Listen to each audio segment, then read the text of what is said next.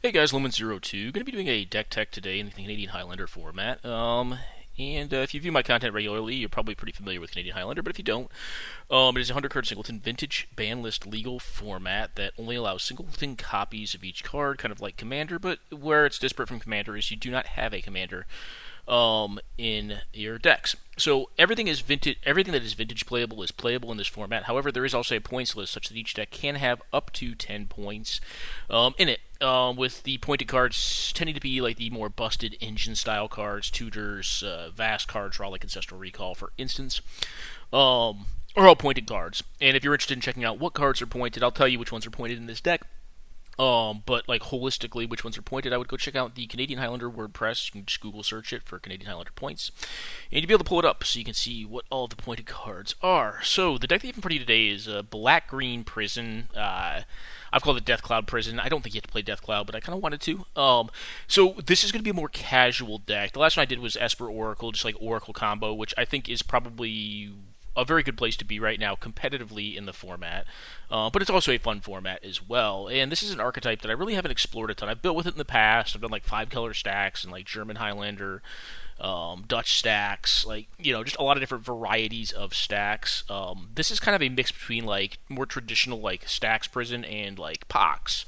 So it kind of takes some rules out of both playbooks, and it Pox and Stax are just not really the most competitively viable decks in the format because the format itself is very diverse and very powerful, and there's a lot of very proactive linear decks that can kill you in ways that are vastly different, right? Like, Academy decks and Hoof decks operate differently than Storm decks, operate differently than Red Deck Win style decks. So playing control in this format tends to be very difficult, and it's probably even more so increased when you cut out the most flexible kind of control tools, which in my opinion tend to be counter spells. Like counter spells removal, tend to be probably the best, and like counter spells are probably the most flexible along a range because like Go for the Throat is not relevant or as relevant in the Storm matchup as it is in, like, let's say a mid-range matchup or against Red Deck Wins, where it could hit something. It's also not relevant against, like, Tolarian Academy. So when you take away the counter spells, which can stop most anything that says, can be countered, or it's, not a conditional counter where they have enough mana to pay for it, those cards tend to allow you to play probably some of the better control decks in the format, which even at this point have become more mid-rangey because they do have to kind of keep pace. So when you jump into Prison, like, if you're not playing like a blue-based Prison deck, which, I mean, I guess you could make an argument, Azorius and Blue Moon, like, some builds of them are Prison decks, via density as opposed to, like, a component, like Prison components. But what you don't tend to see very often is, like, these older school style, like, just Stax decks, like non-blue Stax decks. They're probably made better via having blue in them, but decks like this. So we're going to kind of cover what this deck is up to. This deck is a 39 land deck, which is extremely high. Most of the control decks in the format tend to be blue for starters and tend to run 37. It tends to be kind of like I guess you say, business standard, in building in Canadian Highlander, is that like your control decks are going to have 37 lands. Generally, you have a tithe if they're in white, because they want to draw lands, right? But in blue, you can go a little bit lower. You have cantrips to kind of help smooth out your draws. You can keep one-landers in blue, and they can tend to come out fine. This deck, there may be certain hands, and actually in a game that I will showcase, which, if you are only interested in gameplay, please check out the comments. They'll be listed down there if you don't want to kind of watch the deck tech. But you want to draw lands. Like, you need to draw lands. And secondly, like, a lot of the lands in this deck, because we are only playing black-green, are spells. Like, they're effectively spells in the deck. So I want to cover a couple interesting things about this build that you probably don't see in a ton of these builds. And I'm not saying it's correct, but I kind of wanted to play some older cards just to play with them and test them in the format, kind of see how they did.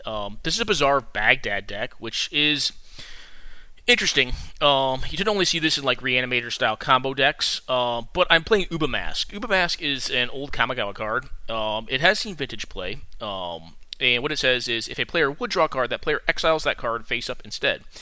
And you can play cards you exiled with Ubamask this turn. So you can play, let's say you draw your card as a forest, you can play the exile card, which is a forest. Ubamask is problematic for combination style decks, especially if you can get it down quickly. and like they draw their tendrils, like they got to go off that turn, or else their tendril stays exiled forever. Against control decks that are playing blue cards, counter spells, like counter spells in exile, like counter spells are better in your hand. You don't really want them in exile unless you're going to try to use them proactively on your turn to protect what you're doing from whatever your opponent's doing, which in this case we're mostly kind of like basically a tap out control deck. Like we do have some instant speed interaction, like removal spells, some abrupt decay, some assassin's trophies and stuff like that. But for the most crop rotation, but for the most part, like we're operating at pretty much sorcery speed. We don't have a lot of tricks up our sleeves. The tricks we do have are generally going to be on the board. We're going to be like, hey, this is what I got. Can you beat it? And if they can't, they can't. And you just win. But Uber Mask kind of helps prevent that. So if you're in Blue Mirrors, like decks like this traditionally, in my opinion, like the Pox style decks, like they can like knock a blue player's hand all to hell, and then like the blue player draws Ancestral Recall, and like they're just right back in the game, and like you're down on resources because you don't have more hand attack, and they once they have recall once, like they're probably going to get it again. And you just get, blued out, so to speak. So Ubamask is kind of a hedge against that. And when you start playing Ubamask, like my thing was like, all right, if I'm going to play black-green, like because I built this deck in black as well, and some of the games I'll showcase will be with the black-white variant of this deck, because it's pretty similar. It's a little different, but not highly different. But some of the games you lose will be to the blue decks, and it's just because they have so much card draw. But if you're going to play Uba Mask, in my opinion, you can then play Bazaar Baghdad. Like, this deck does have spells in it, but most of the spells are going to be castable. Like, they're going to be hand attack that doesn't do anything, so you can leave it in exile anyways, or they're going to be lands that you can play. You have a fast spot on this deck, so if you draw multiple lands, you can play them. But the interesting thing is, you're still going to discard cards, but oftentimes you're going to be hell-bent because this is a tap-out control deck. So you just draw your 2 cards, you discard, 3 cards from your 0-card hand, and then you have 2 cards to play. So essentially, you can turn Bazaar Baghdad into a literal draw engine with Uba Mask, which is kind of one of the old combos that you'd see in vintage-style Stax decks that were Uba Stacks. So we've got that going. The other thing you have going with Bazaar Baghdad is that we're a Light from the Loam deck, and we're a Crucible of Worlds deck. We are running Strip Mine as 3 of our 10 points.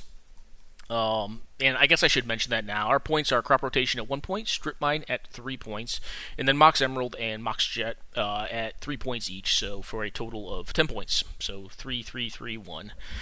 Life in the Loam is actually interesting with Bazaar Baghdad, because you can actually turn Life in the Loam in combination with Bazaar Baghdad into a literal draw engine.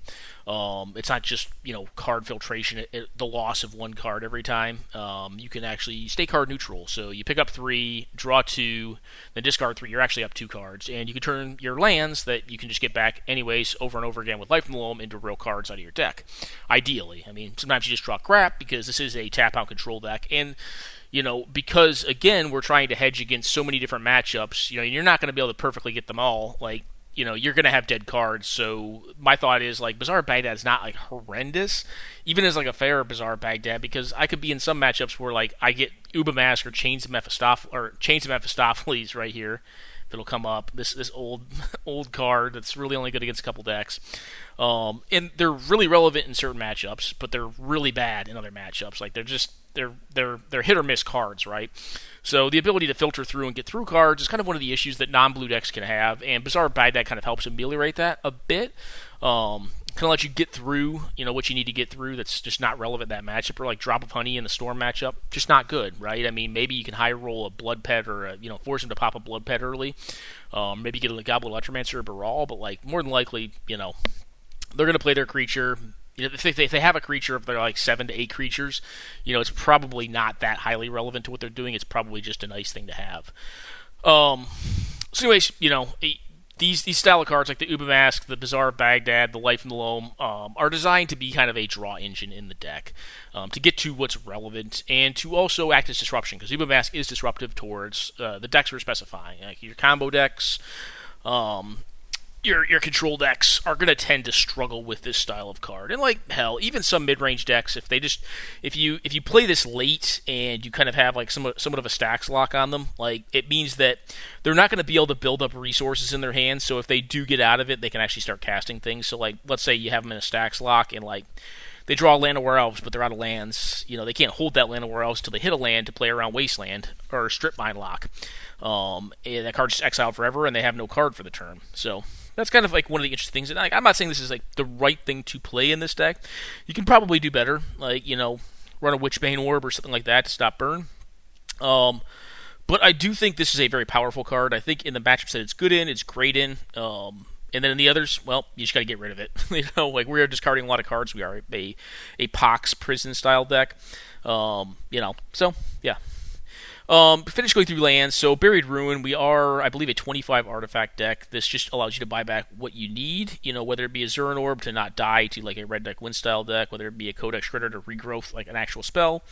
Winter Orb, one of our win cons, Phyrexian Totems, a 5/5 negator for a bunch of mana. Ensnaring Bridge is another relevant one. Crucible of Worlds, again, like Crucible and Loam are pretty central to what this deck is up to. One of the main avenues of approach that it has to controlling games as they go longer. Typically speaking, you're going to be using your Toxic Deluges, your Dead of Winters, and your Damnations early, and or your Planeswalker kill spells like Murderous Rider or Hero's Downfall or Sorcerer's Spyglass, etc. And then you're going to try to go into a Loam block after you've cleared their board and swept their resources. And basically just, after you control their initial onslaught, whatever they may be trying to do, then you go into your control game plan, or you go into your long-term control game plan, which is still ensure that they don't play Magic anymore. Alright, Castle Locthwain. Yep, again, like draw tends to be pretty light in these style of colors. You can run like Night's Whisper and like, Sign of Blood, but Castle Locthwain is kind of just free. It's also a land drop. We are primarily a black deck, very heavily a black deck. It just allows you to get through cards. Inventor's Fair, very essential in this deck. This card is gas. Honestly, I can see this card being pointed at some point in time. It's like one of the more common cards that you'll end up finding with your Expedition map in this list. Just because it allows you to get your Crucible going, it allows you to get Zuran Orb to stay alive, it allows you to get, Trading Post, which is another great way to stay alive, and also grind through bad artifacts, because this deck's running stuff like Pithing Needle and like Nile Spellbomb, and in like some matchups those are very essential. In other matchups they're just junk, they're just really bad, and you can just, play them, eat them up, turn them into another card, and keep going through the deck. Glacial Chasm, this is a more interesting one. Because we're on Fast Bond, we can actually Glacial Chasm lock with like Loam or Crucible in this deck, which is kind of nice. Being able to use this, I mean, we don't have like a real combo with it, but it allows you to basically have a copy of Moat in the deck. And because we're a 39 land deck, like we're using this as a spell slot, like it's it actually can produce mana in this deck. But it's in here really as a moat to basically keep us from dying. We have Urborg to keep us, to allow us to use some of these non-black producing lands to produce black. We are also running some more interesting ones. Where are you at? Riftstone Portals in this deck. This card's sweet. It doesn't see play in a ton of decks, and I kind of just wanted to jam it in this deck, and it's been fine so far. We are a Crucible deck. We are a Life in the Loam deck. It's pretty easy to get. We have Entomb. We have Crop Rotation. There's a few decent ways, and we have like a ton of hand attack, like stuff that like hits our own hand, like the Smallpox, the Pox, the Death Cloud, the Liliana. So it's pretty easy to get this into your graveyard if you have it in hand and you don't want to play it. Generally you don't, because it's just a colorless producing land, which is not the worst in this deck because you have a lot of artifacts, but those are not great. But it just tends to fix your mana, and it allows some of the lands that like Maze of Ith or Glacial Chasm to turn into actual lands that tap for mana, which is kind of nice. Field of Ruin, just utility land to blow up opposing utility lands. Rishadan Port, we're running a lot of like these unpointed and some pointed artifact mana here. So if we're under like a Winter Orb block, we can basically just use this as almost a hard kill on one of their lands when they untap. It's also just a good disruptive land against the many-colored decks. Caracas, just all-around utility. You'll note that I'm playing a Scrubland in this deck. That's just to turn on some of the green fetches that I've got. I didn't want to run all the green fetches because I'm only on one forest, and I only have the Bayou and the Overgrown Tomb. So I don't want to run all of them, but I do think having some number of them is kind of nice. And Scrubland just kind of opens Windswept Heath up a little bit so you can actually run it and still have fetch lands, because the fetch lands are nice utility and value when you have a Crucible down to be able to like fix your mana in numerous ways. Mouth of Ronom, another interesting one. We are on a Snow basics, base mana base. This is just continuous means of removal. It's very inefficient, but again, like it's a land that produces mana and it has a spell-like effect that we can use over and over again. Maze of Ith, same thing. Just a good, control card, forces folks to play more to the board, and we're a triple Wrath deck. So it's pretty easy for us to clear the board. And I mean, you could even count cards like Smokestack and Death Cloud as like being very slow Wrath effects. I mean, like Death Cloud, I guess kind of it can be if you have a ton of mana. Strip Mine, one of our 3-pointers. This card just obliterates folks, and I think it's kind of one of the big pulls to the deck, and like how one of the key ways that it functions and wins games of Magic. Tabernacle at Pendrell Vale. The mana base is certainly not cheap in this deck. One of the more pricey lands ever printed. I think it's probably the most expensive right now. As far as lands go, I'd have to double check that. There may be duels that are more, but Tabernacle is a very expensive land. This is not a mana producer, so again, we have 39 lands in the deck. Effectively, if you start looking at mana producers, it's going to be lower. You have Glacial Chasm, Tabernacle, and Maze of Ith that don't independently produce mana, but have 2 ounce to producing mana in the deck via the Riftstone Portal and the Urborg. But this card just tends to very harshly control creature decks. Creature decks that are looking to flood you with creatures are just going to be kind of stymied by this. They're going to develop two powered 1 and 2 drop, and then kind of just have to be tapping their mana to keep those things alive, which buys you a ton of time. It's kind of the intent behind the card is just basically tie up opposing mana. And as you can see, we're a 2 creature deck. One of our creatures is realistically just a spell. It's Murderous Rider. It's also life gain, which is kind of nice. And then Nether Spirit. Murderous Rider, unless it gets discarded out of our hand, is never going to go to the graveyard. So Nether Spirit, always comes back. It's just kind of an effective win con in this style of deck, or a way just to block, a creature. It's basically another copy of Maze of Ith, or just a very slow, chippy win con. Which makes it a pretty good control card, honestly. Wasteland, probably the most ubiquitous card in the format. Draw lands, so we have this one and this one, both black mana producers. And then just some fetch lands and some duels and some basics. That is the mana base. When you get into our other mana production or our acceleration, you have Chrome Mox here. Again, we have some irrelevant cards in the style of deck, so I don't mind putting a Chains of Mephistopheles into a Chrome Mox in a matchup where Chains of Mephistopheles is totally garbage. Or Death Cloud's totally garbage or whatever. I mean, some of these cards are just only really good in certain matchups because it's very techy. So being able to put something under Chrome Mox in this deck is not a huge cost, because generally you're going to have some cards that are relevant in any given matchup. Jeweled Amulet, this is an interesting one. You oftentimes only see this in Storm, but I kind of like it in this style of deck where, having the ability to play to the board with your cards in hand and having a lower hand size to increase mana over the next turn cycle is actually kind of valuable. This card doesn't die to your Death Cloud or your Pox effects, and just accelerates you, right? It's not the best, but it is something that you have access to that's not a creature, and it's going to die to your own Wrath effects or die to your own Death Cloud effects, and it just kind of gets you to turn 3 on turn 2, which is kind of nice.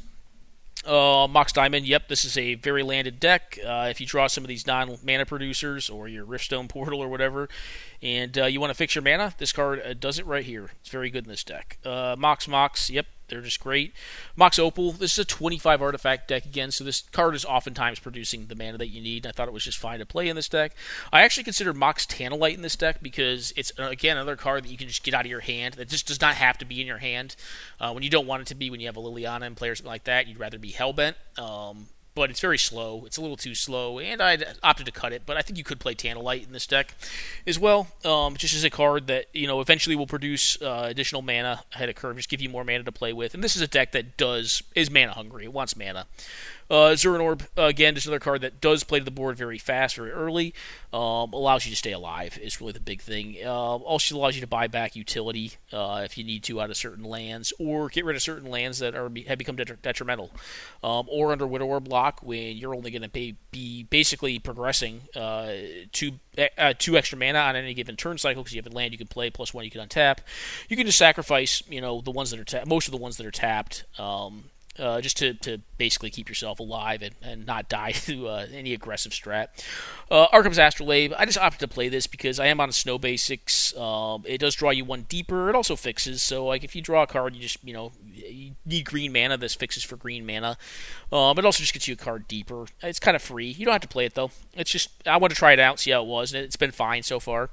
The Rack, this is a win con. This is one of the ways the deck wins. You basically have the Rack, you have Nether Spirit, and Phyrexian Totem, and Curse Scroll are kind of the ways you win. And then I guess you have Davriel, too. A lot of these cards kind of have separate functions, though. Phyrexian Totem is kind of free because, well, it's not the best 3-mana mana rock. It is a card that can also turn into a 5/5 Trampler. When it takes damage, it's a Phyrexian Negator, so when it takes damage, you exile that many, sacrifice that many permanents. So it's not a great card. Like, Phyrexian Negator is not a great card, but like in a deck like this where like you're just going to blow up all their lands, you're going to use this thing for mana, blow up all their lands, discard all their cards, and then just beat them down with this thing when they have no mana and no cards. It's kind of the idea, and it's progressing that game plan because it's providing mana throughout the game, so it kind of has that secondary role of producing mana and then being just randomly a win con. Same with Evriel. It kind of, this card is a rack. It's a little easier to kill than the rack, but it actually discards cards out of your opponent's hand, which is good for controlling the pacing of the game and allowing your opponent to get back into it after you kind of cement your mid to long game advantage via a sweeper style effect. The rack only does one thing. It just kills people, and it's very good at that, but that's all it does. It's also an artifact, so it kind of turns on like the Mox Opal is tutorable off of our Inventor's Fair, and it's just a really cheap, efficient way to win games with this deck and how this deck operates. Relic of Progenitus. So I'm playing this and Nihil Spellbomb. I probably don't need both, but I have kind of liked having access to both. They both cycle to draw a card, and they both keep the graveyard down, which we're a deck that is attacking the hell out of folks' hands and their mana base. So being able to get rid of their bin is kind of relevant in this kind of deck because, I mean, if you hand attack a Reanimator deck, like, oftentimes can leave you in kind of a dubious spot. And most decks in Canadian Highlander are also set up to abuse the yard in some way, shape, or form. Whether it's just getting incremental minor value out of it, or it's you're a lands engine combo deck. You can do quite a bit with it. Pithing Needle, this is just a means of killing planeswalkers. We have creatures pretty well covered. Planeswalkers can be more problematic. So you have Pithing Needle, you have Sorcerer's Spyglass, and then you have the Murderous Rider and the Hero's Downfall to get rid of them. And then I guess Smokestack technically can do it as well, or killing it very slowly with Curse Scroll, or with the Nether Spirit, I guess, are means as well. But Planeswalkers can equal a lot of problems for this. So you see I have like 3 to 4 different answers in the deck to hopefully deal with them effectively. I could even see going to 6 mana in this deck right now. We're pretty much at 4. Stopped at 4, but you could go all the way up to 6 and probably play Ugin, the new Ugin. That card's pretty good at removing problematic permanents like other Planeswalkers. But right now we're at a lower land. I kind of like where the mana's at right now, and I think having 5 ways to answer walkers is pretty decent. All right, Expo map. Yep, just finds Strip Mine. Finds any land you need. I mean, we already covered all the lands, so this just finds whichever one you may need. Curse Scroll. This is a means of winning. It's also a means of controlling the board. So against small, aggressive creature decks, this card's been quite good for me. It's very, very slow. It's old. It's outdated, but I think it is fine in this style of deck because it doesn't really matter how you win, and having cards that can win are more resilient than a creature, and have a control function as well. Basically, are multimodal in this deck. Are good, right? Because it basically saves you card slots. Like instead of having to run like, for instance, like Phyrexian Obliterator, and another kill spell, like Go for the Throat, I can run Curse Scroll that kind of does a little bit of what both those cards do. Maybe not as well as either, but it serves both functions, which is one of the issues you run into with these decks. Because like I was saying, like, you don't have the most versatile answers to cards, i.e. counter magic. So you need to have cards that do more because you have less cards that are right in any given matchup. Codex Shredder, this is just another regrowth. It's rebuyable off of the Buried Ruin in the deck. It's also tutorable. Just a regrowth. It also mills us, which is kind of nice. If you wanted to, you could look to build this into a Lantern deck and then put in all of the other different shredders to try to control your opponent's top deck and your own top deck with these cards. That's a fine strategy, and it's something you could do with this deck. It's not where I'm currently at on the build, but it's also very viable. Fast Bond. So Fast Bond's an interesting one.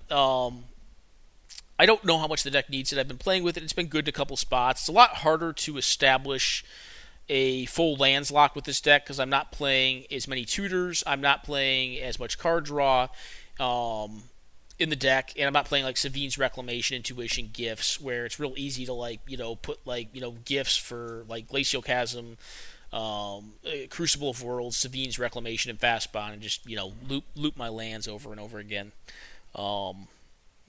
So, but it's still been pretty good. Like, the ability just to play infinitely many lands, especially if you get Crucible down in a fetch land, is quite good. If you get a Zern Orb down, you just gain infinite life. If you have, Inventor's Fair, you just, find infinite artifacts if you have a way to destroy your own lands, which you have multiple in this deck to make infinite mana. So it does quite a bit.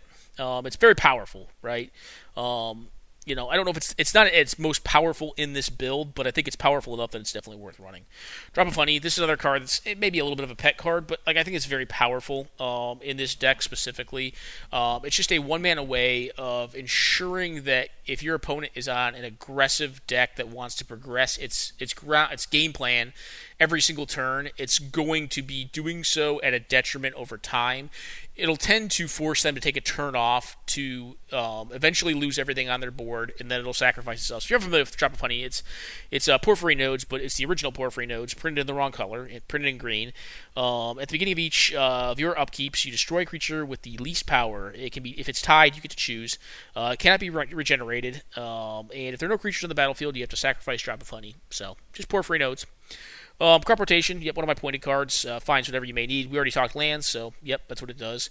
Thoughtseize, Inquisition, Duress, these are in most black decks. Cling to Dust, this card is OP. Love this card. It's not even maybe OP, it's just insidious. It's insidiously powerful, and I think it's unapparently powerful, but it's a very powerful effect in this format. Like we were talking about graveyards before, and like I already have a lot of graveyard hate, but this card is it's a life gain engine. It's a card engine. It just does a little bit of everything. Entomb, we are a loam deck, we're a lands deck. We have a lot of ways of recursing artifacts. Back out of the bin, we have Regrowth, we have Codex Shredder, so it could just really be any card. Like Entomb is just very powerful, I think, and I think it's definitely worth running in the deck. Innocent Blood, we are again on a 2-creature deck, one of which is basically a spell, and the other of which is a threat that continually comes back unless it gets exiled. So Innocent Blood's great in this deck. Like this is a deck that I think wants Innocent Blood, before it even wants Fatal Push.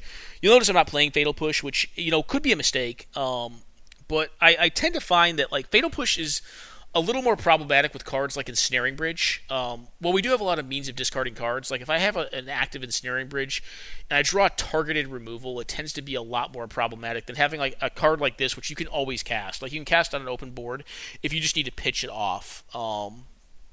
Yeah. So I'm not running Fatal Push, I'm running this card. Like, again, like, you could burn me and tell me that's not right. It may not be. But, like, I kind of want to test without Fatal Push and with Innocent Blood as a means of having a card that I could draw at any point in time, and it's always castable as long as I have the mana to cast it. And there's, not a Chalice of the Void or something on the board or whatever. I guess it's still castable under that, in that regard, too. I guess, what's the card called? Like, the white card, the double white one, where you just can't cast the card. If it costs X equaling 1 in that case. Alright, so Chain of Smog. This card is just mass discard. Again, if they want to pitch it back at us, generally speaking, you're going to be casting this from a position where you don't care if you have to discard cards as well, but it's just a big sweep in a player's hand. You have this one, and then you've got Hymn to Turek, Smallpox in the list. So Smallpox, pretty savage card. Like, it really requires the right deck to be able to play it, but it's double black sorcery. Each player sacrifices a land, a creature, and discards a card and loses 1 life. That's very powerful. It's the small version of Literal Pox, which we're also running in this deck, and that's each player discards a third of their hand, a third of their creatures, and a third of their lands, and then loses a third of their life. Very, very powerful effect.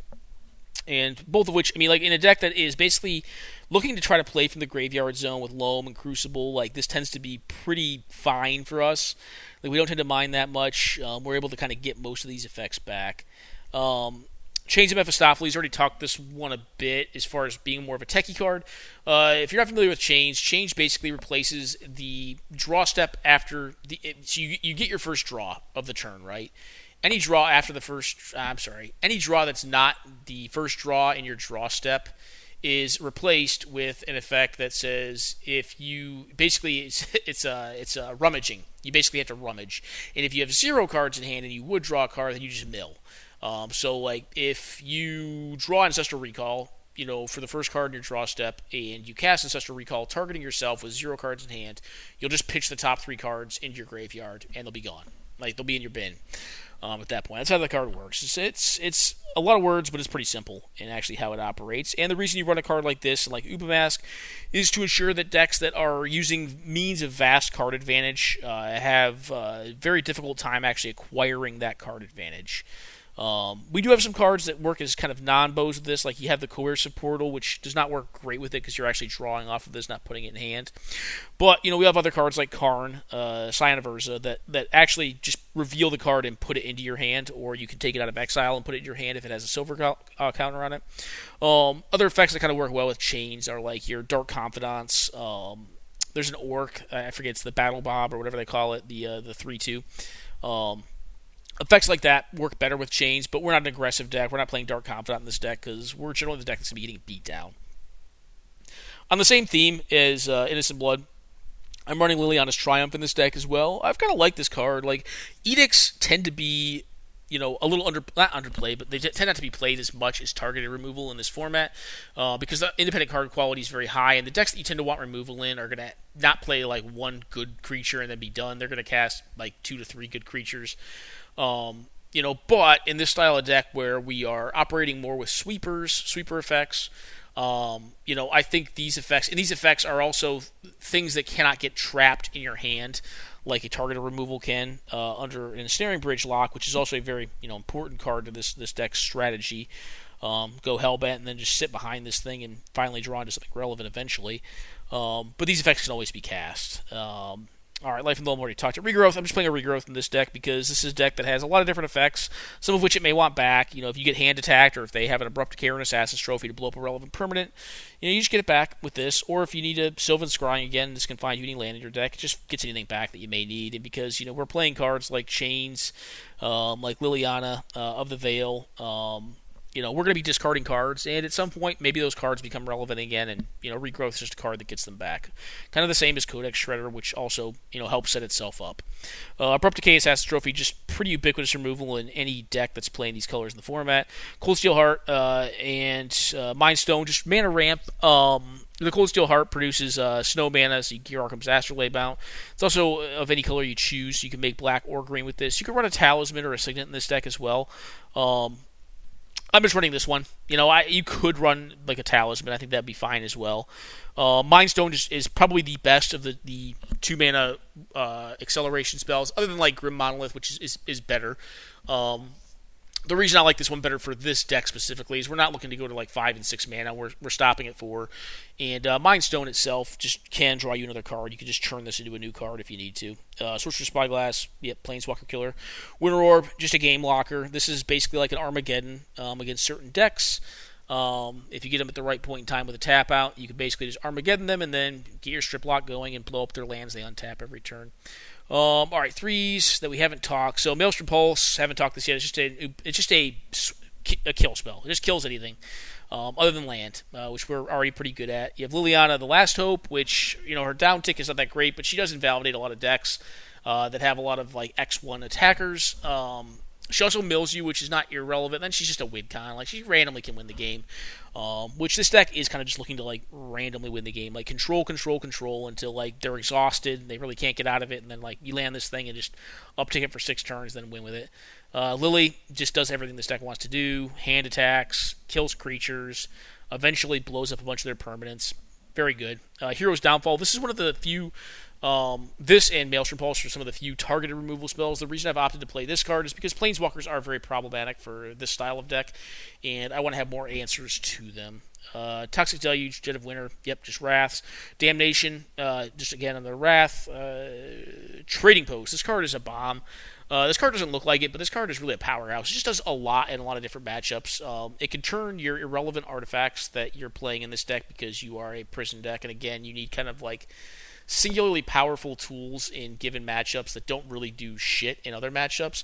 So being able to like sack off a Pithing Needle with this and turn it into a real card is good. Being able to make goats and block is pretty good. Being able to gain life by discarding cards, maybe they're land cards that you have a Crucible in play and you can get them back with, is really good to stay alive against like the more aggressive decks, the red deck wins decks after you've stabilized. This card just kind of does everything. This card's nuts. Like, you can also just return artifacts to your hand, which is great after you make goats. It kind of just does all of it. Nether Void. This card is just a beating. Like, in grindier matchups, whenever you get off like a Death Cloud or you get off a Winter Orb, you get Strip Lock going, if you back that up with another void, it tends to mean that they're just never going to play a game of Magic. Like, you're going to get this down and keep on blowing up their lands, and then, like, their 1-drops are going to cost 4 mana at that point, which, generally speaking, is going to make it impossible for them to continue to play. And because you're still just, strip locking them or doing whatever you're doing, you're making your land drops. They're not, they're going to eventually lose to whatever random, bullshit you manage to kind of string together just to kill them with. But yeah, guys, and then you have Death Cloud. Death Cloud is again, this is a card that you probably shouldn't play in this deck. Like, if you want to play this competitively, like, if you want to play Stax competitively, you probably just can't. It's just not the deck for you if you want to. If you want to win Machine, this is not the deck for you. This is a deck you play, in my opinion, because you can, and because it honestly, leads to a lot of interesting decisions, and in my opinion, a lot of fun games. Like, by the end of the game, is it that fun? No, it's not, because if you get there, you get there, and, like, they're not playing Magic anymore. But there is a lot of game to how you do that in any given matchup, But that all said, Death Cloud is a very powerful spell. It's very difficult to cast, but if you can resolve this for even 1, it's very good. Like, if you just resolve this for 1, and it's honestly just a smallpox at that point, like, I've done that. And actually, one of the games, you'll see I cast it for 1, and I just, nug one of their creatures out, nug one of their lands out, and hit their last card out of their hand. And we managed to win just doing that. And that's probably not a very good effect for 4 mana, but, if you do this for 3 and 4, then it starts being kind of game warping, because, you have all these pieces that recurse stuff from your graveyard to, play it back to the board. And your opponent's deck's probably not set up to do that. Like, there are some decks that are set up to kind of do some of that, but probably not to the extent this deck is. Anyways, guys, that is the deck. It's a little more of a radical build, and like I said, I think if you wanted to make this more competitive, you could replace, like, the Uba Mask, the Chains of Mephistopheles, the Death Cloud, and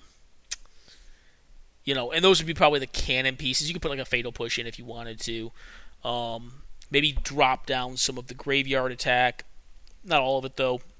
Like, there's some things you can do to make it more competitive. But like I said, on a deck build like this, like, I think you play this style of deck to have, a fun time more than anything. And I don't put a lot of stock into, like, trying to tune this style of deck, like, to the highest degree, because I don't think it's ever going to be great in the format. Like, it's more for fun. So anyways, I'm going to go on a quick pause there, guys. We'll be back momentarily with some gameplay with this Pox deck, and then with some other Pox decks that I've been playing recently. So be back at you here momentarily. Alright, guys, we're back. Playing against Nissen here. So this is an interesting hand. Let me talk this hand real fast. Opponent, unfortunately, has a 7-pointer. So they DT after Mox plus Duel. This hand's risky, right? Well, it's kind of risky. Like, I think it's right. I think it's right to keep this. This is a 1-lander, non-blue, like, control deck keep. The reason being is this. I have Life in the Loam, I have Sylvan Scrying, I have Mox Diamond, and I have Swamp. Snow-covered Swamp. If I draw any land here, of which there are 38 in my deck at 93 card count, in the next couple turns, then I can establish, a turn 2 or turn 3, depending on when I draw the land, Loam Lock with Strip Mine against most players. So, I think this is definitely worth keeping, especially on the draw. The draw is the big part of this one right here. So I miss. I just play out my land and say go. It's better to play around Abrupt Decay Assassin's Trophy here, I think. They play on a Courser, which is Bad News Bears. It's a means of getting cards back, but I do have ways of killing it. I just ditch the Death Cloud. The Death Cloud's a mile away. I lose my Edict, draw a non-land here, and I just go ahead and pack it in. This first one, we kept one that I guess you could call greedier, but I think if you look at the aggregate over the first couple draws, like, it's pretty high on 38 lands left in deck on 93 to, over 3 draw steps, see 1 land, to be able to kind of set up the game plan that I was talking through. Now, had I known that my opponent was going to be on a 7-point opener, probably look to play something that was a little more of a median draw as opposed to a high roll draw like this.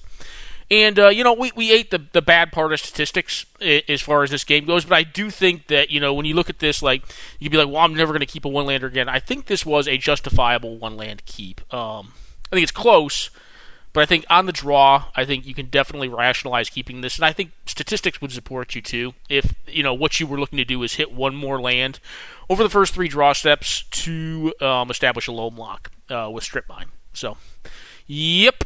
Just didn't work out this time around, and we go on to game 2 after a very quick round, or game 1 loss. Alrighty, back.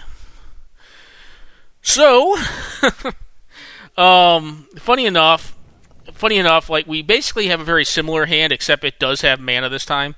It has a not Mox Diamond, so I keep another one lander. I'm going to be able to find Strip Mine here, and or play out the Mind Stone. I believe I just play out the Mind Stone here to develop my mana base. This time I'm on the play. I think this is a great hand.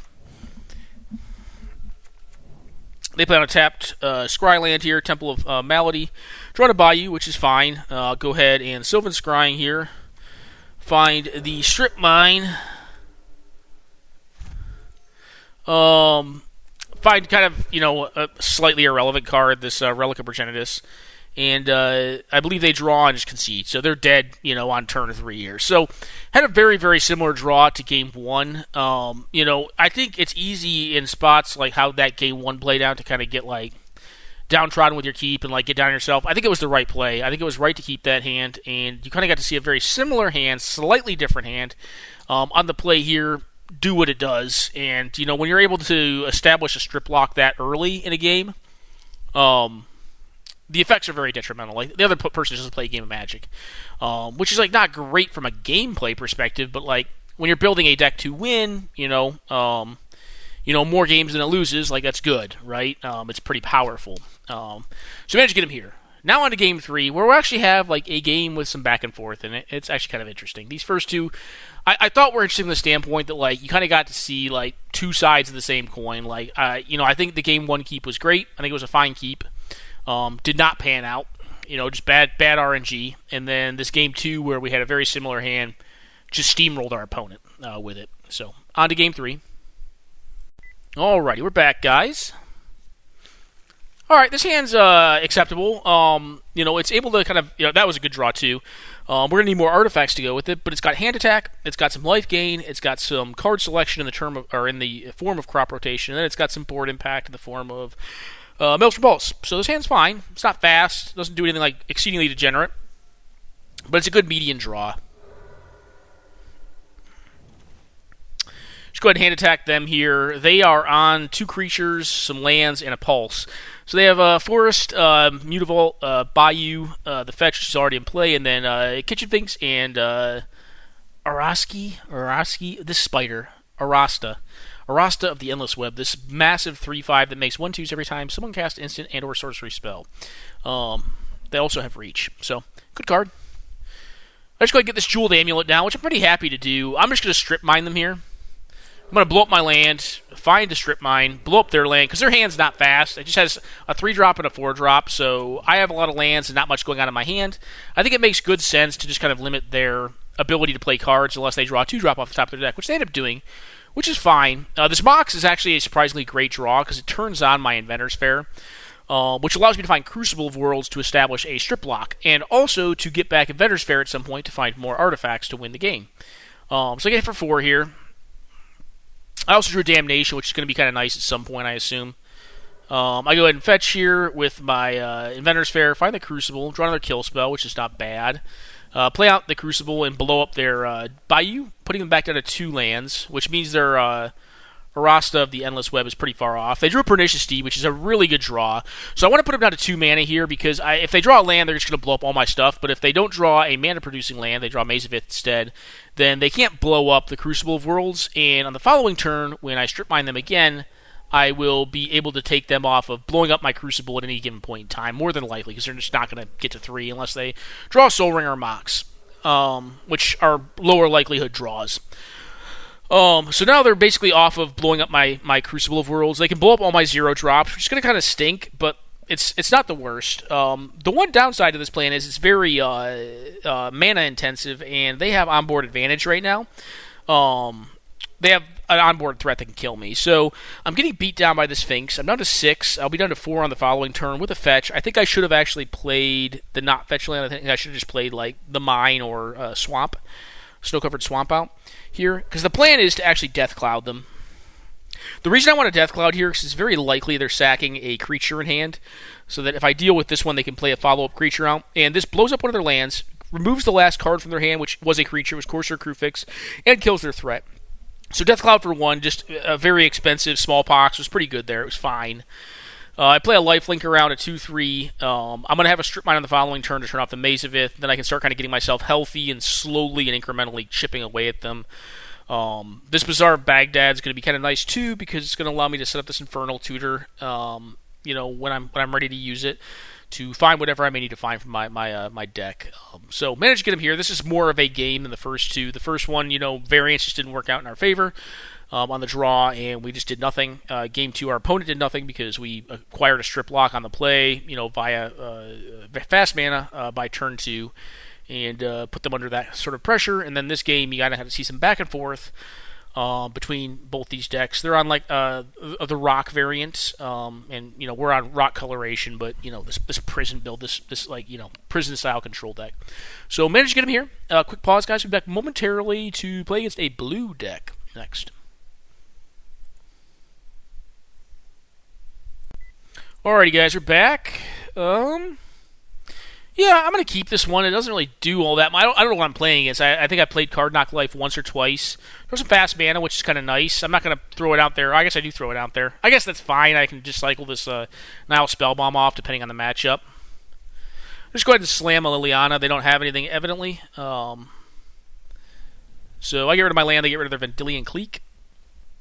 So now I know they're on Esper of some variety at a minimum. Could be playing 4-color as well. They Vindicate the Lily, which kind of stinks, but it's fine.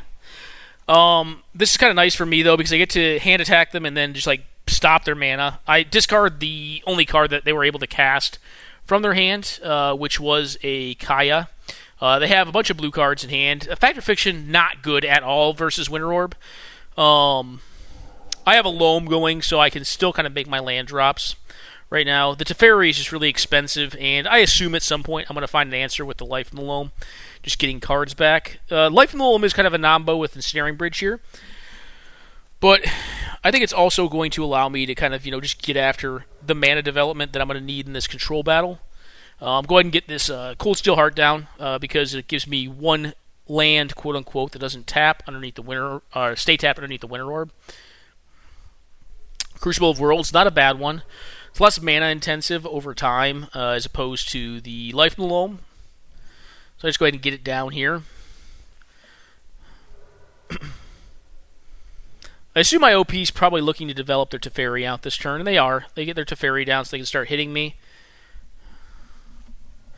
Drop of Honey, not a bad one. I start playing cards out of hand so I can, play out this Ensnaring Bridge, which is going to get them tapped down. They're going to get mana off the mana drain, but they're going to just use it for this Fact or Fiction. So I basically put Liliana in its own pile. They take Liliana in its own pile. I don't have a way to answer that yet, but I'll probably find one at some point. I get rid of the Teferi here, sack off my my Drop of Honey, draw into what I needed, which is a way to kill this Liliana. I have about 6 cards in my deck that are clean, that are clean answers to Liliana, and then a few that find clean answers. So they just go ahead and uptick Liliana. I'm kind of glad they don't get back the Teferi, because that's another card I don't have to deal with. I go ahead and start fetching here. I probably didn't have to do that. I guess I want to thin a bit. Thinning is kind of a myth, but it is one less land card that I can draw in my deck, which, honestly, in a deck like this, that can, over time, matter because it's very slow. I'm using the Life from the Loam to get back lands at this point because I want to try to mill some of my tutor lands so I can find, artifacts. So, my Buried Rune would be decent. Now I've got to draw land, so I'm just going to start drawing. Play out this Nether Spirit. They've untapped a bunch of lands at this point. They have a Trade Routes, which is really bad against Winter Orb again because they have to tap a land, return a land. It's you're going down a mana every time you use Trade Routes in this matchup, even though it's a very powerful effect, and it's seeing more play now due to the printing of Mystic Sanctuary, but it's not great versus Orb. Orb is kind of like the name of this game. It's just, I have an Orb. They have to find a way to beat the Orb. And if they don't, then eventually they're just going to die to this Nether Spirit. I believe they finally agree with me, because I'm seeing 2 cards a turn. Maybe not quite yet. But eventually they go ahead and pack this one in. I forget what it is that makes them do it, but they're not in a great spot here. I try to play this out. Go ahead and sack it. I believe, find a strip mine, and they just go ahead and pack it in. They're like, I'm done. They can actually beat the strip mine, sort of, with the trade routes. The problem's going to end up being if I ever find a means of recursing the fast bond, I'll just continue to get that back, or get that back and cast it, and then I'll be able to strip lock them out of the game. So there is that as well. But anyways, that is game number 1 against Esper Control, and we'll jump into game 2 here momentarily. Basically, the name of the game was Winter Orb plus Crucible of Worlds, and some artifact mana. Basically, just kind of allowed us to keep mana advantage over our opponent, and grind a lot of cards. You can see we have a 6-card hand, and we're seeing 2 cards a turn with the Nurturing Peatland plus the Crucible of Worlds, and our poor opponent's just seeing 1 turn, and yeah, and their card engine is very mana intensive, so it doesn't really beat the Winter Orb without any sort of artifact mana. So managed to get there. All right, guys, we're back for game number 2 here against Card Knock Life. This hand doesn't really, it's slow, but it's fine. I mean, it's got this Nihil Spellbomb, which their deck seemed like Nihil Spellbomb's decent against. I'll go ahead and play out this Nihil Spellbomb. They cast an Ancestral Recall, which is okay. They're probably going to discard, though, is my thinking, unless they have a 2-mana play, like a JVP or something. They play on a tapped land, which to me means they probably don't have a lot of land. They probably don't have a great hand, but or they have a card they want to play that's black and or white next turn. It's kind of an interesting land choice. It also means they probably don't have 2-mana counter magic, is my estimation of it. I think they drew that Misty Rainforest because it doesn't seem likely to me they wouldn't have played it out over the Isolated Chapel. They get my Pox, the Duress here. I'm just going to go ahead and try to slam my threat here. I'm not going to play a Crucible of Worlds out. It's probably the best card in my hand, but I feel like at this point it's very likely it'll get countered. I try to cast the Sylvan Scrying, which I assume will draw a counter out. It does. Then I get to him to Turek them. I could try hemming first, but the upside if they don't have the counter spell is that I get to strip mine that turn. And if I play my land to be able to cast the hem, I guess I could have just... No, I'm not... Yeah. I think it's right to cast out the Sylvan Scrying first there. Now I get my Wasteland back because I've tied up their mana. Knocked them off of black mana here. They get a Kaya, are able to knock out the Wasteland, and then him to Turek me. Kaya is pretty annoying. I go ahead and cycle, find a Winter Orb, which is a perfect card in this situation because they've just tapped out to kind of reestablish control from their perspective, or their end of things. But I have a Winter Orb plus a Nether Void, so they're not really casting a lot of spells. This Kaya will die to the Nether Spirit. And if I find a fetch land, I'm in a pretty good spot. I also just have the board, right? I have this 2-2, so I'm like, all right, well, this 2-2 is going to eventually kill you. They have found a Council's Judgment, though, and are able to pay for it. They're going to blow up Winter Orb here, is my guess. Yep, they do. Play out their tapped land. I'm just going to go ahead and slam this Uba Mask. They're a blue base control deck. Their cards are going to generally be better in hand than they are in exile where they can just play them. They're not going to be playing cards every turn. They're going to draw counter spells, draw spells, and stuff like that. They play a Teferi out, pay 6 for it. I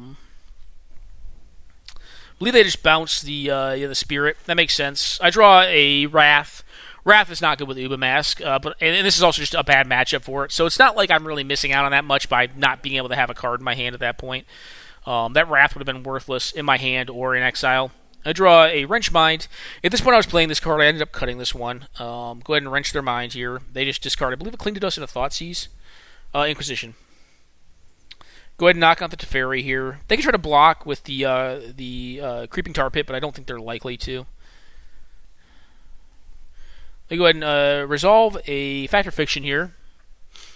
I think this is where my opponent may... from my perspective... They take the 3-card pile here. From my perspective, the 2-card pile is far more scary.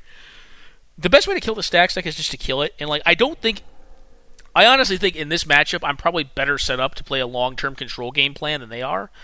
Which sounds crazy to say, but I think the way that my deck's set up, I'm going to be able to play a better long-term control game plan than they will.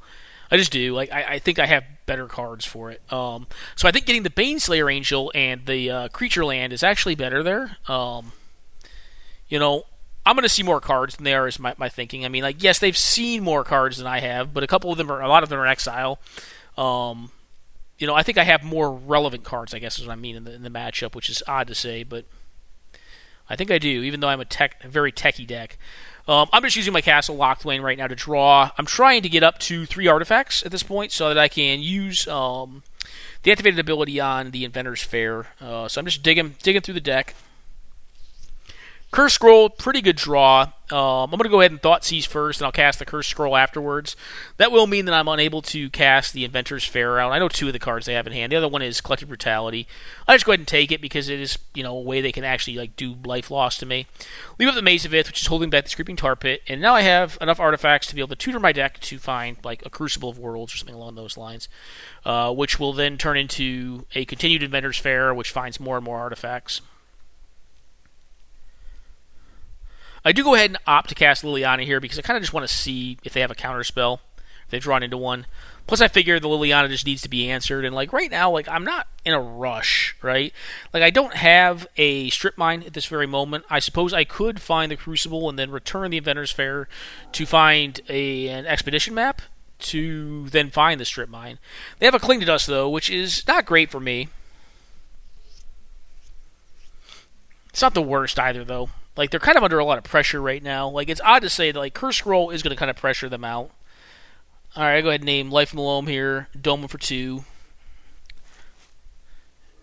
Go ahead and gain my life. I find Expedition map anyway, so that's pretty good. Go ahead and cast it out here. Pay my mana for it. They're, I believe, going to counter this. I think they, absorb it or something like that. Yep, they absorb it. Which is fine. I guess they sort of have to. I'll go ahead and mill here, find a land off my mill. Just taking this Liliana up. Eventually this Liliana is going to kill them, so they have to try to kill this Liliana. They cast down a Petty Theft, I believe bouncing the Nether Void. I just go ahead, because they're bouncing this, it's going to be harder it's not harder, but it's going to be more difficult to hit with the Curse Scroll, so I just damage them right there to put them down to 7. To keep their life total under a continued basis of threat. I do go ahead and draw with Castle Locked-Win. I could have opted to do that on my turn before the Nether Void got kicked back to hand and in response to the Curse Scroll activation. Or, I'm sorry, after the resolution of the Curse Scroll resolution. But I actually want to leave up Maze of Ith to prevent 3 damage off of the creature land, the Creeping Tar Pit, if need be. They go ahead and play out a Teferi here. And then I believe they don't play out the Brazen Borrower, though. I just shrink the Teferi, play out my land from the bin, and say go. They play out their Brazen Borrower, I just tap out for it. Which to me means their last card's probably not good. What they're trying to do here is pressure the Liliana. They're going to be able to do 1 to the Liliana because I have Maze of Ith still, and I have a means via this Curse Scroll of killing these small creatures. I think I'm just going to kill their land here. Yeah, I turn the Brazen Borrower around, and I just go ahead and kill the creature land by naming Snow-Covered Swamp. And the Liliana takes 1 damage, but at this point, I can just kill their Brazen Borrower with the Liliana. I'm just able to shrink it down to a 1-0. Go ahead, Inventor's Fair here to find Crucible of Worlds. They cling to dust. I think they do it to gain life here, which I think is incorrect. I think, honestly, the Inventor's Fair is more spooky. Oh, actually, I end up finding the Rack, because I'm just going to try to kill them. That makes sense. I guess that's fine. I already have Crucible in play. I'm a dumbass. I already have Crucible in play. I just find the Rack. I could have found, I guess Expo Map's already in the bin. What else could I have found? I guess the Rack makes perfect sense. I find the Rack because the Rack is just going to do 2 damage to them, plus 2 damage off the Curse Scroll. It just increases the clock by a full turn cycle, 2 turn cycles, 3 turn cycles actually. Yes, got there. So it's 5 turn cycle. It's 5 turn cycle kill with the Curse Scroll. With the Rack, it's 3 turn cycles. So I guess it's 2 full turn cycles faster. And they've got nothing going on the board, so they're basically just off their draw step. And at this point, because I have the Rack, it's very hard for them to be able to play cards and not expect to take more damage off of it. So yeah, managed to get there against this blue X Esper control build with this black-green Stax deck. Quick pause, guys. We're back for one last game that we'll be showcasing with this style of deck momentarily. Alrighty, guys, we are back playing against Necropotence here. So this is the black-white version of this deck. It's not significantly different. It is different, though. I like the black-green version a little bit better. Opponent's playing a Time Walk combo deck, like a Time Walk lands combo deck. I go ahead and take the actual walk. The rest of their hand consists of a Chronomatic Escape, which is a Suspend Fog, Disallow, and an Ephemerate, and then some lands. So I'm Gaia Reach Sanctuming here just to get to relevant cards. This version of the deck played... God, I can't think of it. Chains as well. And actually, this is a card I could look to put in the deck that I have now. I'm not currently running this card, but this is actually a combo with Chains and Mephistopheles. It just keeps your opponent's hand size to 0. You just, during the draw step, play it during the draw step. They don't draw the card. They just mill a card. And then they have to discard a card, so their last card, that they drew for the turn off of, before Chains replacement trigger can be put on is discarded. So they basically always keeps them at 0. It's actually a combo as well with, like, Narset and Leovold. But not a lot of decks can get away with running it because it's a pretty bad land as far as mana fixing goes. This is a style of matchup where, like, I think Stax is really favored because our opponent's playing a deck that, is, again, a blue-based control, like a blue X control deck that is more oriented on a very specific axis of attacking other decks, which is through the combat step. My deck doesn't give a shit about the combat step. I mean, eventually it will win with the combat step, but its primary goal is just making sure that you do not have the resources to actually progress your own game plan by mostly blowing up lands. So we're Gaia Reach Sanctuming here. Find an Edict. Get rid of the Edict. We don't care about creature kill in this matchup. Tabernacle is also pretty bad in this matchup, so I'll go ahead and get rid of that one. Keep on exiling cards out of their bin. They're going to try to cast back this Chemister's Insight, which I'm happy to let happen because it puts them down to 2 mana, which limits their counterspell option. I actually go ahead and Pox here to see if I can nail one of their lands and also get down this Liliana afterwards. We're on 0 cards. They're on 3. They're on more lands and cards than we are, but we have the board presence with these 2 walkers, and we're going to continue to hammer their lands and cards. I'm going to go ahead and cast this Pox that I drew for the turn here. Unfortunately, I have 4 lands in play, which means I'm going to be discarding 2.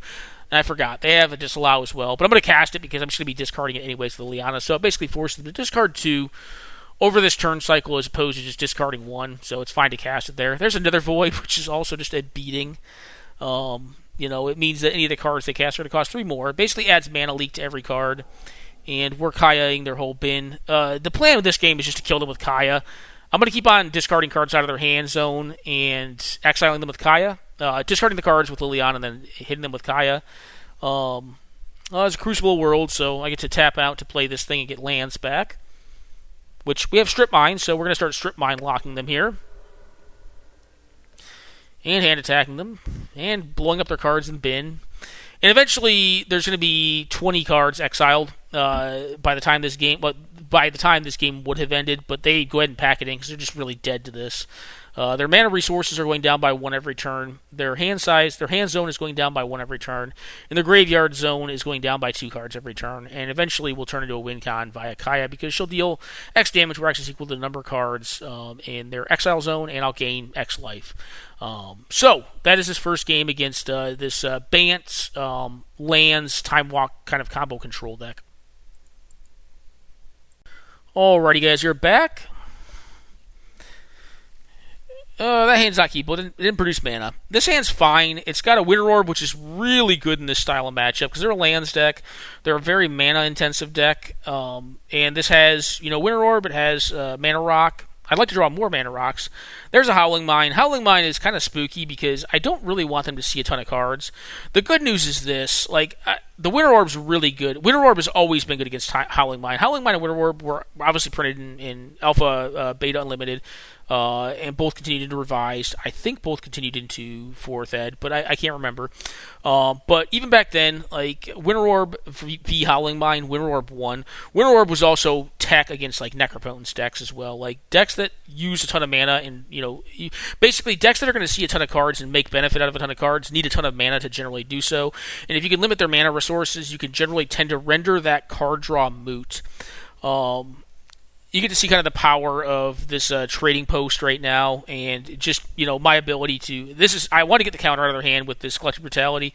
I get the Winter Orb locked down. They're tapped out. They're going to see a lot of cards, and they're going to probably be able to play lands every turn, but they're going to be down. They're going to be down mana resources overall. Draw to the Strip Mine, which is kind of nice. Get to blow up one of their lands. Find an Expedition map, which I probably should have blown up one of their... I guess I wanted to blow up their blue mana. I probably should have blown up one of the non-blue sources, though, or not the non-dual sources I could find. The the Wasteland. But we're going to go for a game end here. What I'm going to do is I'm going to cast the Enlightened Tutor to put Crucible of Worlds on top of my deck. I'm going to cast this Death Cloud for 3, blowing up my hand, blowing up 3 of my lands, blowing up 3 of their lands, and deleting their hand as well. And I have a Crucible of Worlds on top, so next turn I'm going to draw Crucible, and I'm going to have a Strip Mine every turn under a Winter War block. So they cast out this card, which is kind of irrelevant. I'm going to draw this Strip, or I'm sorry, I'm going to draw this Crucible, and I'm going to play this Strip, and I'm basically just going to say, hey, we're not playing a game anymore, and we're not.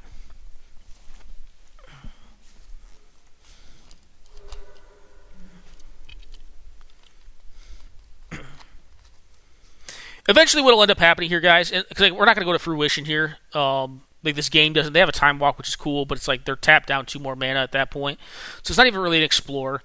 Eventually, what will happen is I will run them out of mana, and I will activate this Phyrexian Totem and just kill them with it. Ostensibly, I'll also draw some more artifact mana, so I'm not going down mana resources every time I activate it. I just blow up the Howling Mine here with Vindicate. And again, this is obviously a different version, but they're very similar. Like, the Vindicate just replaced by Maelstrom Pulse. The real strength of the green version over this white version is that, well, I guess there's differences, right? Like, they're just not really...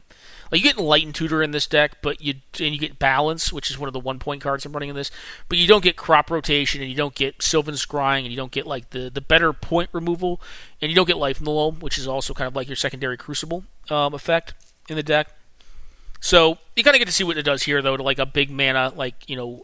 combo control deck, which is just get after them pretty hard. So that's about the strengths of the deck. You know, I'm not going to cover the deck any further. Like the deck, you know, as far as like going through the deck tech, the deck itself is not a stronger archetype in the format. And again, just kind of tie back into like why that is the case, in my opinion. It's because there's just too much that you need to be able to, too many bases you need to be able to cover. Like for example, like I played a game with this black-white version against Aristocrats, just got obliterated because like I had Wrath effects and stuff like that, and Aristocrats has Persist creatures and Undying creatures, and I just got obliterated by them. I was like, all right, well, my cards kind of suck against this strategy. You know, against Storm, you know, you do have some game against them. You have cards that are intended to be designed against them for that matchup. But, you know, it's going to run into so many different, like, very linear and powerful strategies that are resilient that you're oftentimes going to find that you have some deficits in any given matchup with a deck like this, like Prison, because its cards are a little more insular, a little more focused, and a little less flexible than blue cards are, which, you know, blue base control decks have even kind of fallen to the wayside because even they have a tough time keeping pace with the variety of things the format can really throw at a control style deck. That all said, I think if you want to take a deck for, you know, kind of a trip and just have some fun playing a deck, like Prison's honestly really fun to play. Like, you know, oftentimes folks will like kind of bemoan and say like, oh, Prison, ugh, you know, like the games don't look as fun when they're ending. But getting to a point at which you can establish terms of inevitability in the game is actually more challenging than you may think. It's actually kind of interesting how you get to a point of dominating the game with this style of deck, and from that perspective, it's kind of a fun playthrough. Like I had a lot of fun building both these decks. The deck I showcased in this black-white version as well. You know, they're a lot of fun to play too. Like I honestly think they're a lot of fun to play. Maybe not for both parties all the time, but you know, from a decision-making standpoint, they offer a lot of interesting decisions. You know, they tend to tie back to like just establishing a strip block, which is not like the most creative or interesting, but how you get there, how you stay alive to get there is definitely more interesting. And then like also the considerations you have to make given the matchups that you're in and what you can keep, what you can mulligan, what you need to be doing, what's relevant in that matchup. Because you have so many cards, it's kind of like Death and Taxes that way. You have so many cards that like are irrelevant in certain matchups but like highly relevant in others. Like how you choose your mulligans is kind of important, you know. And yeah, from all those perspectives, I think it's a very fun deck. It is a little more casual, you know, in terms of like if it's, you know, determining whether it's a competitively viable deck in the format. But it's Canadian Highlander, like it's tended to be fun. You know, it is competitive casual, and I do think it's a good enough deck that like you can win more than you lose with it. Like I think you can win more than you lose with it. I earnestly think that. Like you may be around 0.50, like in like, you know, or 0.60 win percent with it. You know, You're probably not going to be in high 70s or 80s with it, but you can do well enough, and you get to play some interesting games with it if you want to play kind of an untraditional control deck in the format. So I hope you guys enjoyed the content on Stax, on Prison here, and maybe we'll return to this archetype again. Maybe if it gets more tools. It is an archetype that does not tend to get a ton of tools printed for it, because I think from a viewing standpoint, it tends to be probably one of the less interesting decks to watch play out. And oftentimes, opposing parties can kind of find it unfun. But then again, I mean, you can just concede to it too. If you're, it's the same deal if you're playing against a blue deck. If they have 20 cards in hand and you have 0, like, you're not winning that game. Like, the game's ended already, and oftentimes folks concede to that.